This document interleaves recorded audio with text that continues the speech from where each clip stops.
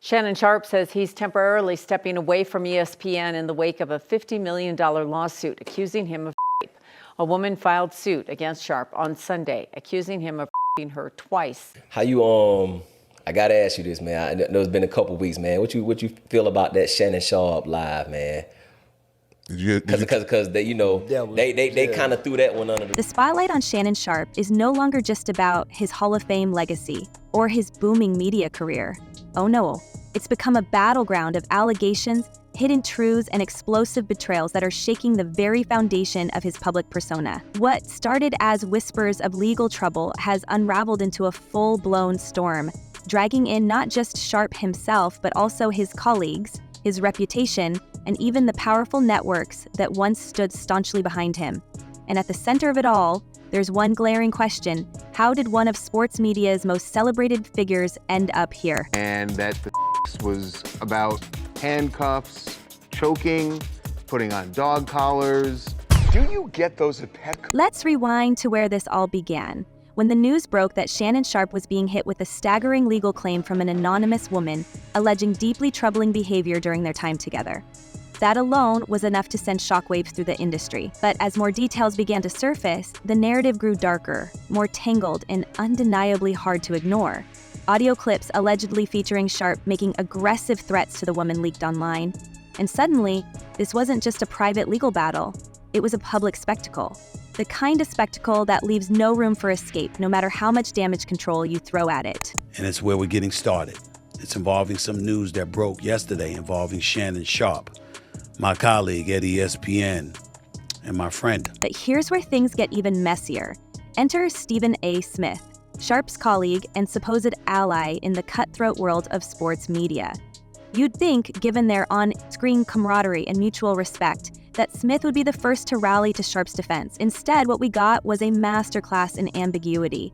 First, Smith seemed to all but distance himself from the entire ordeal, making vague remarks about not being there and emphasizing how serious the allegations were. It was the kind of lukewarm response that raised eyebrows, and not in a good way. Fans were quick to notice the lack of the unwavering support Smith has shown for others in the past, and the backlash was immediate. Was this loyalty? Or was it opportunism masked as professionalism? And just when you thought the narrative couldn't twist any further, Smith pulled a complete 180. Suddenly, he was on his show, speaking in Sharpe's favor, claiming he believed in his innocence and painting himself as the voice of reason in a sea of chaos. But by then, the damage was already done. The public wasn't buying it. The abrupt shift only fueled speculation that Smith was trying to save face, not genuinely stand by his coworker. If anything, his flip-flopping has done more harm than good, casting a shadow over his own credibility and leaving fans to wonder if there's more to his motivations than meets the eye. It's a sad situation.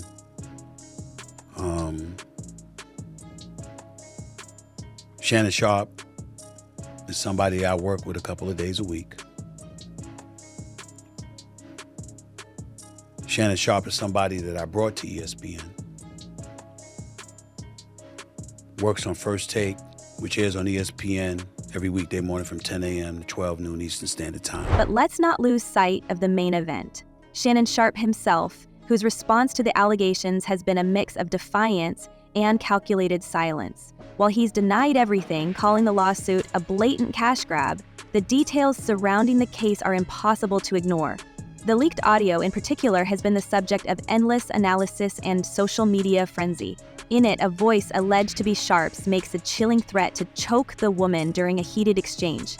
His legal team was quick to brush this off as part of a consensual dynamic taken out of context, but the interpretation by the public has been far less forgiving. It's a narrative that's spiraling out of control, with every new detail adding another layer of complexity and controversy. His attorney offered that up publicly. To me, her turning it down shows that it's not a money grab. No, it shows that it's a bigger shakedown. And then there's the resurfacing of past accusations against Sharpe, which are now being dragged back into the spotlight with a vengeance. One of the most glaring incidents involves McKaylee Evans, a former partner, who's accusing Sharpe of misconduct during their relationship years ago. Her claims are detailed, graphic, and deeply unsettling, painting a picture of a man far removed from the charismatic figure fans have come to know on television. And while Sharpe's team has dismissed her allegations as baseless and exaggerated, the timing of their reemergence couldn't be worse. It's like a dam has broken, and all the buried scandals from Sharpe's past are rushing to the surface, threatening to wash away whatever goodwill he has left. But let's not forget the industry's role in all of this. ESPN, a network known for its squeaky clean image, is now grappling with the fallout of having one of its top talents embroiled in such a public scandal. Insiders claim the tension behind the scenes is palpable, with staff reportedly furious at how the situation has been handled, or mishandled depending on who you ask. The decision to let Sharpe continue his duties as allegations swirled only fueled resentment, with some employees allegedly threatening to walk if action wasn't taken. It's a classic case of corporate damage control clashing with the harsh reality of public perception. And so far, it seems no one is coming out unscathed. It's a claim against someone alleging that some rights were violated, and in most cases what's sought is compensation in the form of damages to make up for whatever it is the person did. And there are all sorts of civil lawsuits, car accidents, defamation. We hear about that a lot because people get sued about things that are said about them in media. And then there's the question of role-playing dynamics and the messages allegedly exchanged between Sharpe and his accuser, which his legal team has pointed to as proof of a consensual relationship. Some of those messages are downright shocking, filled with language that's provocative to say the least. But while Sharpe's camp insists these texts paint a clear picture of mutual consent, critics argue that they only add to the disturbing undertones of the allegations. It's a he said, she said affair of the most explosive kind, with both sides digging in their heels and refusing to back down. Like the Deshaun Watson cases where there were 20 plus plaintiffs and they weren't really sure who the people were who were making the claims. In this case, Shannon Sharpe knows exactly who it is because there had been, and it's clear from the statement issued by his lawyer, Lanny Davis, there had been some pre-litigation efforts to try to resolve this. Meanwhile, Sharpe's fans, once fiercely loyal, are starting to waver. Social media, once a bastion of support for the Hall of Famer, is now filled with debates and doubts. Some are standing by him, pointing to his illustrious career and larger-than-life personality as reasons to give him the benefit of the doubt. Others, however, are calling for accountability, arguing that the gravity of the allegations demands a thorough and transparent reckoning. It's a divide that mirrors the larger cultural conversation about power, privilege, and the responsibilities of public figures. And it's clear that this saga is far from over. That's how we found out about the lawsuit against Shannon Sharpe. Now, this one has some very strong allegations: sexual assault, sexual battery, assault and battery, intentional infliction of emotional distress. The sexual components obviously give it greater gravity than a car accident or any case based on some sort of negligent slip and fall, something like that where someone was just being careless. And let's not forget the broader implications of all this, how it's reshaping the dynamics within the industry and forcing a reevaluation of the people we put on pedestals. Sharpe's fall from grace, whether temporary or permanent, is a stark reminder that no one is untouchable. It's a narrative that's still unfolding, with new revelations coming to light almost daily. And as the legal battles rage on, the court of public opinion is delivering its own verdicts, one comment section at a time. But here's the kicker. This isn't just about one man and his alleged actions. It's about the culture that allowed someone like Sharpe to rise to such heights while these shadows lurked in the background. It's about the complicity of networks, colleagues, and fans who turned a blind eye, or worse, enabled bad behavior in the name of ratings and profits. And it's about the reckoning that's now sweeping through the industry, leaving no stone unturned and no reputation unscathed. And just when you think the walls couldn't close in any tighter, the story takes another stomach-turning twist. Because now, it's not just Shannon Sharpe's current controversies making headlines. Suddenly, it feels like his entire past is being dredged up for the world to scrutinize, dissect, and ultimately destroy. This isn't just a fall from grace. It's like every shadow, every secret, every whisper that was once dismissed is now being amplified through a megaphone. And the echoes, they're deafening. To be clear, even though this podcast, this YouTube show is owned and operated by me solely, it doesn't mean that I'm going to be dismissive of ESPN, who employs me in my daytime job on First Take. For starters, the whispers about Sharpe's temperament aren't whispers anymore. Behind the scenes, the talk about his short fuse and controlling nature is spilling into the public domain, with former colleagues and insiders starting to speak up. Anonymously, of course, because no one wants to be the first to face the backlash. But the anecdotes are piling up. One former production assistant from his days at FS1 is reportedly alleging that Sharpe's behavior on set wasn't just intense, it was downright volatile. While the official line from his team frames these moments as playful or misunderstood, there's an undercurrent that's harder to ignore. Stories of assistants walking on eggshells, of behind-the-scenes tension thick enough to cut with a knife, of someone whose charm seemed to evaporate the moment cameras stopped rolling. Are now beginning to bring up past things that have happened with Shannon Sharpe, including a temporary restraining order that was filed against him back in 2010 from a woman that he was dealing with at the time, who accused him of sexual assault. He said in different things. Now, this was dropped. It was dismissed, that restraining. And then there's the ongoing storm around the accusations from his ex-girlfriend, Michelle Evans. What's chilling isn't just the details of her claims, it's how eerily they align with what's being said in the current lawsuit.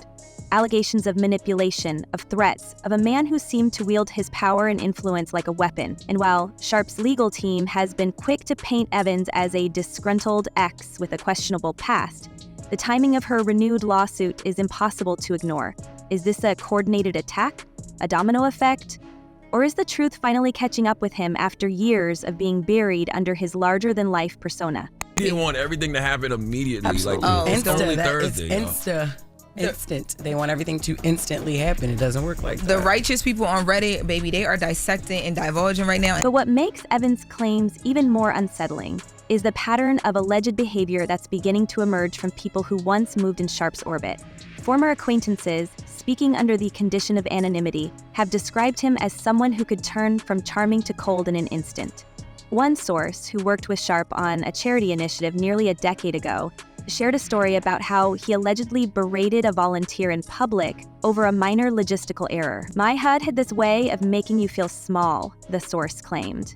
Like he could crush you with just his words if he wanted to. While this anecdote doesn't confirm anything about the current allegations, it does paint a picture of a man who, at least in some circles, was seen as intimidating and difficult to challenge. And now, a lot of times people just are who they are.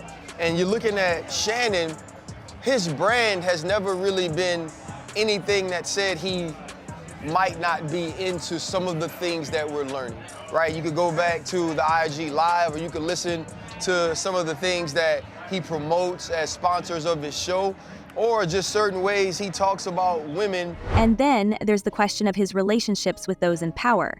Insiders have hinted at a long-standing reputation Sharpe has had among industry executives as both a golden goose and a potential liability. One former network executive revealed that Sharpe's polarizing persona was a double-edged sword. On one hand, his energy was magnetic and he pulled in viewers. On the other hand, there were always murmurs about how he treated people behind closed doors. But as long as the ratings were high, those murmurs stayed whispered. This raises the uncomfortable question of whether Sharpe's behavior, if proven, was not only ignored, but actively enabled by a system that prioritized profits over accountability. Meanwhile, legal experts are weighing in on the potential fallout from the lawsuit Sharpe is currently facing. Many are speculating that his decision to release text messages and details about his accuser's background could backfire spectacularly in court. One attorney, familiar with high-profile defamation cases, noted that while Sharpe's team may be trying to discredit his accuser, those same actions could be seen as attempts to intimidate or retaliate. Judges and juries don't always look kindly on public smear campaigns, the attorney explained. It can turn the focus back on the defendant's behavior and make them look even worse. If that happens, it's not just Sharpe's reputation that's on the line, it's his entire career. But wait, it gets worse. Because now questions are swirling about just how many people might have turned a blind eye to this behavior over the years. How many red flags were ignored in the name of ratings, sponsorships, and a carefully maintained public image? For someone who built a career on being loud, opinionated, and unapologetically himself, it's ironic how silent some of his closest industry allies have become. Networks, brands, former teammates, everyone seems to be keeping their distance, as though the mere association with him has become toxic. Even those who once sang his praises are now conspicuously quiet. And that silence? It speaks volumes. Getting tied into some of the things he is being charged with, accused with, or has allegedly done, no man wants to be associated with those things that's not his intent and that's not his heart. And so my biggest thing for him is if these aren't actions that are of him, I hope that he's cleared of it. And yet, the most shocking part of all this might be the role of the public in Sharpe's rise, and now, potentially, his undoing. This is someone who leaned into his brash, unfiltered persona, who thrived on the kind of polarizing takes that made him both loved and hated in equal measure. But now, that same persona is being weaponized against him. Clips of his past rants, his heated debates, his larger-than-life moments are being stripped of their context and held up as evidence of a pattern of behavior. And whether or not those clips prove anything, they're certainly shaping public perception. And fast. Meanwhile, Sharpe's legal team is scrambling to control the narrative, but the cracks are showing. Every statement they release seems to raise more questions than it answers. Take, for example, the leaked text messages that were meant to prove the consensual nature of his relationship with his accuser. Instead of clearing his name, they've only fueled the controversy, with critics pointing to the explicit nature of the messages as proof of an unhealthy, even exploitative dynamic. It's a classic case of too little, too late. And the backlash is relentless. Tony Busby says this is key evidence in our case against Mr. Sharpe, so it will not be coming out. He will not be leaking this. And saying basically it's going to come out during the trial. Right. If there's a trial. If there's a trial, it will come out, which to me sounds like he's still dangling it over Shannon's head to say, we can meet, we can settle this, or we can go forward into a trial, and then the video is going to come out. And let's not forget the role of social media in all this. The court of public opinion is in full session, and the verdict isn't looking good for Sharpe. Every new detail, every leaked clip, every insider account is being dissected, debated, and dragged across the digital landscape. Hashtags are trending, memes are spreading, and the narrative is spiraling further out of Sharpe's control with every passing hour. And while his fans are still out there, defending him in comment sections and online forums, their voices are starting to get drowned out by the growing chorus of critics calling for accountability. Essence from Atlanta, him refusing to look at the evidence just gives me the impression that he wants plausible deniability, and maybe the evidence should be released so that way he does not deny his actions. I mean, if that was me, I would definitely want to look at the evidence to see what I did and did not do so I can maintain my innocence. But here's the kicker. This isn't just about Shannon Sharpe. This scandal is pulling back the curtain on an entire industry, exposing the cracks in a system that's all too willing to protect its stars until it can't anymore. It's about the networks that profited off Sharpe's charisma while allegedly ignoring the warning signs. It's about the colleagues who stayed silent when they could have spoken up. And it's about the fans who cheered him on even as the whispers about his behavior grew louder and harder to ignore. So where does this leave Sharpe? Is this the beginning of the end? Or just another chapter in a story that's far from over? Can he salvage what's left of his career? Or has the damage already been done? And perhaps most importantly, how much deeper does this rabbit hole go? Let us know what you think down below, and we'll see you in the next one.